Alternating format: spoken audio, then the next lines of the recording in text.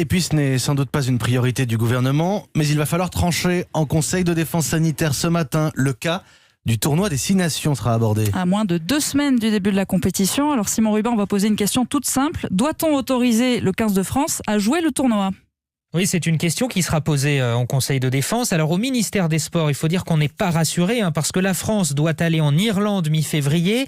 Elle est censée se déplacer en Angleterre mi-mars et recevoir le Pays de Galles un petit peu plus tard, des pays où le variant anglais circule beaucoup. Et la crainte, c'est que le 15 de France devienne une sorte de passerelle, de cheval de Troie qui permettrait au variant anglais de se développer encore plus vite en France.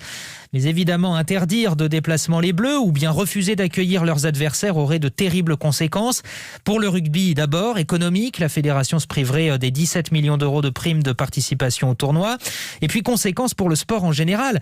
À partir du moment où on interdit aux Bleus d'aller jouer en Italie ou en Angleterre, il est difficile d'autoriser par exemple un club de foot comme le PSG d'aller jouer la Coupe d'Europe à Barcelone comme c'est prévu mi-février. Alors la tendance, c'est quand même de laisser les Bleus débuter le tournoi en Italie et puis d'aviser ensuite en fonction de l'état de l'épidémie. Merci beaucoup Simon Rubin.